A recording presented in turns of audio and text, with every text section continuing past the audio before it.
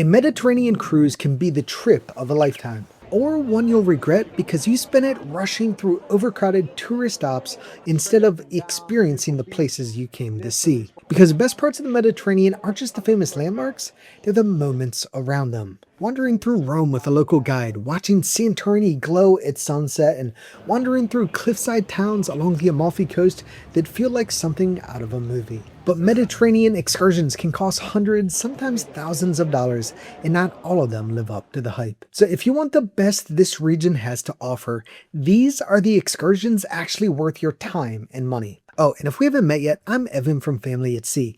If this is your first time watching my channel, I'm glad you're here. And if you've been here a while, you already know how much I appreciate you. If you're ready, I am. Let's go.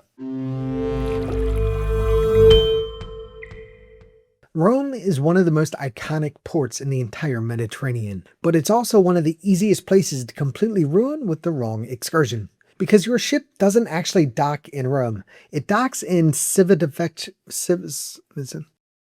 It docks about an hour away from the city depending on traffic. And that means if you try to cram too much into one day here, you'll spend more time on buses and standing in lines than actually experiencing Rome itself. If it's your first time here, the best thing you can do is pick one side of Rome and experience it properly. For most people, I'd either focus on ancient Rome or the Vatican, but not both. Trying to do both in a single day is where a lot of these excursions start turning into exhausting checklist tours instead of meaningful experiences. If you want the best overall excursion here, I'd look for a smaller guided Colosseum and a Roman Forum tour with skip-the-line access. The Colosseum is one of those rare places that actually lives up to the hype when you experience it in the right way, especially with a great guide who can actually bring the history to life instead of you just wandering around staring at ruins you don't fully understand. But a lot of people get Rome completely wrong because they spend their entire day bouncing from landmark to landmark without ever slowing down long enough to actually experience the city and the culture itself. So if you do ancient Rome, instead of trying to cram in 5 more tourist stops, I'd pair it with the Jewish Quarter instead. It's one of the oldest Jewish communities in the world, and the atmosphere there feels completely different from the giant crowds around the Colosseum and Trevi Fountain. And tucked away there is Pasticceria Boccioni, and I'm sure I butchered the pronunciation of that, but this is a tiny old school bakery that most tourists walk right past without even realizing what it is. Their ricotta sour cherry pie is one of those things that feels like a secret someone local told you about. It's rich, slightly tart, not overly sweet, and honestly one of the most memorable things you'll eat in Rome. And another really smart strategy in Rome is using a golf cart tour instead of a giant bus excursion. Rome is massive, crowded, and brutally hot in the summer, and golf cart tours let you move through the city much faster while still reaching smaller streets and viewpoints the buses can't access. Rome is where many med cruises start or finish, and if that's the case for you, I'd recommend adding at least 2 extra days onto your trip so you can experience more of it without having to rush. There's just too much history and food and culture and atmosphere here to experience properly in a single port day. What I definitely would not do in Rome are the Rome in a day excursions that sound incredible on paper because they promise the Colosseum, Vatican, Trevi Fountain, Pantheon, and shopping stops all in a single port day. But the reality is your day will be a blur of traffic, crowds, security lines, and constantly watching the clock to make sure you get back to the ship on time. I'd also skip the generic Rome on your own bus transfers unless you already know exactly what you're doing once you get there. Rome is overwhelming for first-time visitors, and it's very easy to waste huge chunks of your day figuring out transportation and lines instead of actually enjoying the city. In Rome, the best excursions aren't the ones that check off the most famous landmarks. They're the ones that slow the city down enough for you to actually experience it. And if you're looking for a good place to book excursions like these, I recommend checking out Shore Excursions Group.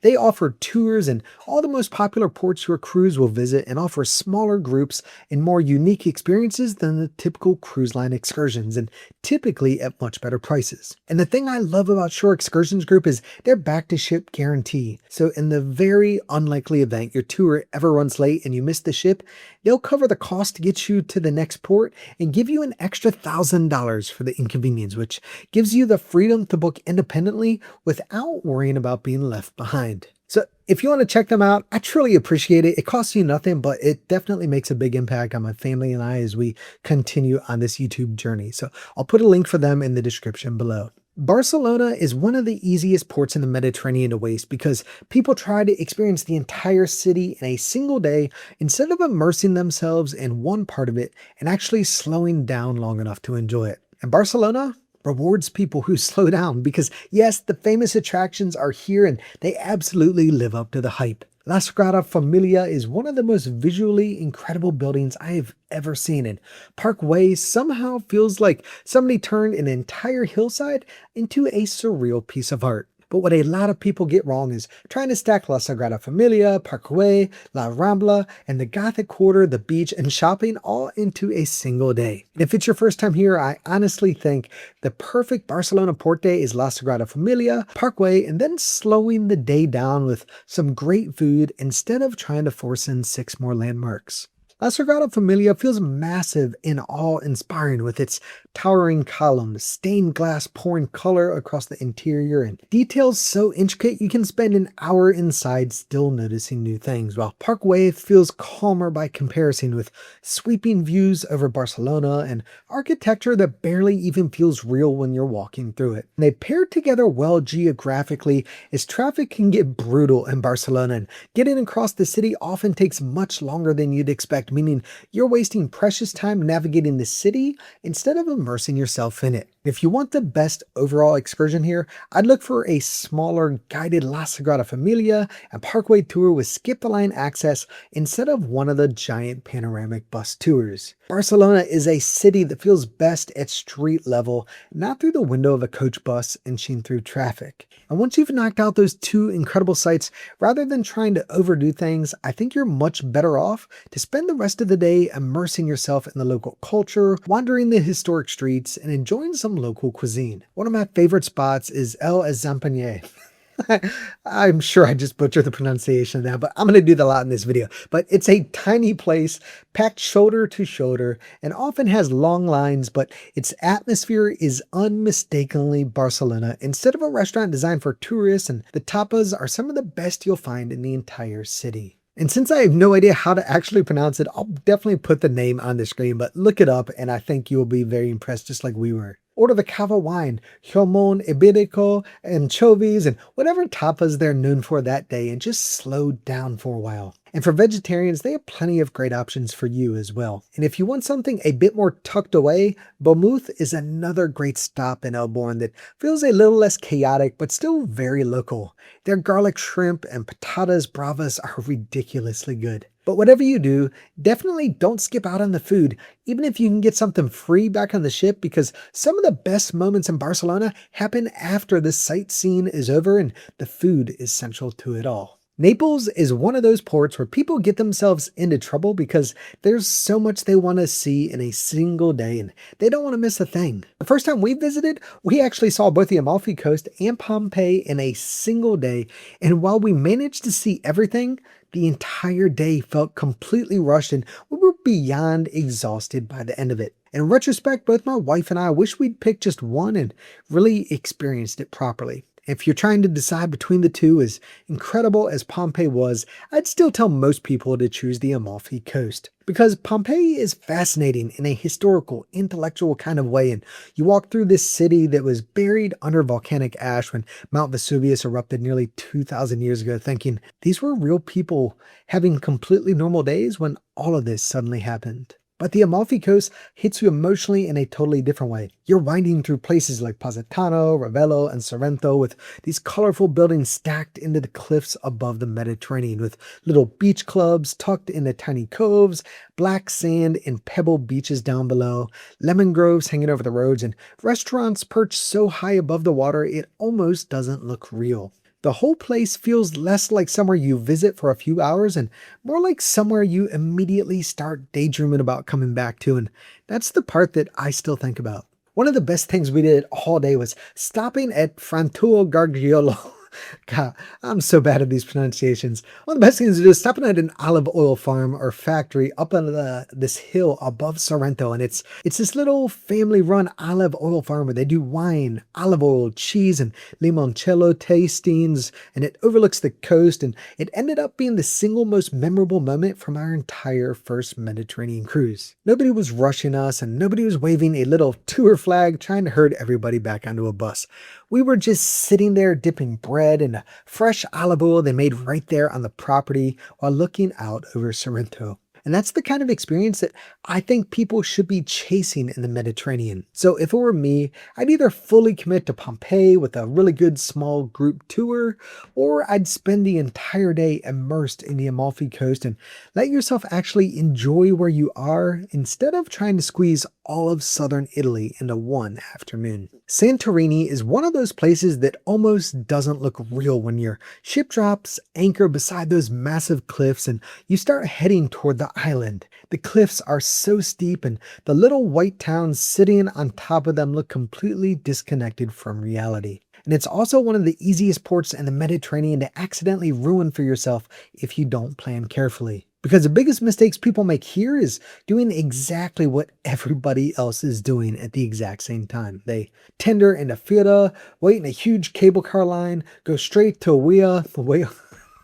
Oya, go straight to Oya in the middle of the afternoon with 4 other cruise ships in port, fight shoulder to shoulder crowds for a few hours, then spend the rest of the day stressed about getting back down before the lines get even worse. And I just don't think that's the kind of way to experience Santorini. If it were me, I'd either be prepared to be on the first tender off the ship to get ahead of the crowds and then ready to leave early as well, or better yet, I'd spend time somewhere like Meadowvigli instead. You still get those ridiculous white cliff Santorini views everybody comes for, but without feeling packed into crowds the entire day. And Santorini gets a lot better once you stop treating it like a checklist of photo spots and slow down just a little. If you want to truly escape the crowds and still be immersed in the beauty of Santorini, consider booking a smaller catamaran cruise around the island. Seeing Santorini from the water gives you a completely different perspective on how massive the cliffs really are, and a lot of those tourist stop places like the Red Beach and the volcanic hot springs, and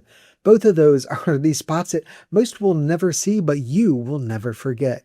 Red Beach especially is surreal in person because the cliffs behind it are this deep rust red color against the bright blue water that it's just incredible. Another option is doing a winery tour. Santorini's volcanic soil produces really crisp white wines, and the wineries tend to have incredible Carrara views without the chaos you often get in Oya during peak cruise hours. What I would absolutely skip are the giant Santorini highlights tours where you spend the entire day hopping from one crowded overlook to another. The people who enjoy Santorini the most usually aren't the ones trying to see every corner of the island. They're the ones who actually leave room to enjoy being there. Mykonos is one of those ports where I think people had the best day when they stop overplanning it. Because yes, there are famous spots you should absolutely see. Little Venice is beautiful. The windmills are iconic for a reason, and the white alleyways around Mykonos town really do feel like a maze designed by somebody who hated straight lines. But the fun parts of Mykonos usually happen once you stop trying to navigate it efficiently. One of the smartest things you can do here is just wander through Mykonos town without a rigid plan for a while. You'll stumble into tiny bakeries, little chapels tucked between buildings, cats sleeping in windows, places selling euros the size of your forearms, and bars that somehow look like they've been there forever. And if you want one really good food stop that doesn't feel like a giant tourist trap, Saki's Grill House tucked into the alleyways of Mykonos town is the kind of place I'd look for. It's nothing fancy, just messy gyros, fries wrapped into them, people squeezed around tiny tables, and the kind of food that somehow tastes perfect after wandering around town for hours. A lot of people stay entirely around the waterfront and never realize there's a much quieter side to the island once you get away from Mykonos town. Places like Anomita feel completely different with little cafes around the square, fewer crowds, and the monastery of Panagia Torliani sitting right in the middle of town. And some of the local farm tours out there will honestly surprise you with just how great they are. There's olive oil tastings, wine, homemade bread, local cheeses, cooking classes, and things like that. I'd also look seriously at the Armistice Lighthouse if you want one of those spots that makes you stop and just stare at the view for a while. It's out on the northwestern side of the island, away from most of the crowds, and the views back over the Aegean and toward the surrounding islands are incredible around sunset. What you need to pay close attention to in Mykonos are the beach excursions, because the vibes change wildly there depending on where you go. Some beaches are quiet and relaxing, but others turn into full-blown parties with DJ spraying champagne at people by the middle of the afternoon. And if that's not what you signed up for, it can catch you off guard fast. And I think that's why Mykonos works best when you don't overstructure the day too much. The island has a very specific kind of energy to it, and the people who seem to enjoy it are usually the ones who leave a little room for randomness. You turn down some tiny alleyway because it looks interesting, end up sitting outside somewhere with €1 and drink for an hour longer than you planned, and suddenly the whole day feels better because you stop trying to optimize every minute of it. So by now, you can probably see the pattern. The best Mediterranean excursions usually aren't the ones trying to cram 5 famous landmarks into a single afternoon. They're the ones that actually leave room for the place itself. A long lunch overlooking the water in Sorrento, wandering through Barcelona until you find some tiny place serving incredible tapas, and sitting on a cliff in Santorini wondering how any of this is even real. That's the stuff that people remember years later. And if you choose the right excursions in these ports, your Mediterranean cruise stops feeling like a checklist of famous cities and starts feeling like you actually experienced a small piece of them. But here's the bad news. Even if you pick amazing excursions, Mediterranean cruises can still go sideways fast if you don't prepare for them the right way. Between the crowds, the heat, the long port days, and, well, everything else, there are a lot of things that catch first-time med cruisers off guard. But the good news, I put together a full video breaking down all the Mediterranean cruise tips, mistakes, and little things I wish we knew before our first med cruise, including what's actually worth packing, what catches most people off guard, and the small decisions that end up making a huge difference once you're there. So don't stop here, come hang out with me in that one next, where I'll show you how to avoid the mistakes that can quietly ruin a Mediterranean cruise before you even realize they're happening. I'll see you over there. If you're ready, I am. Let's go.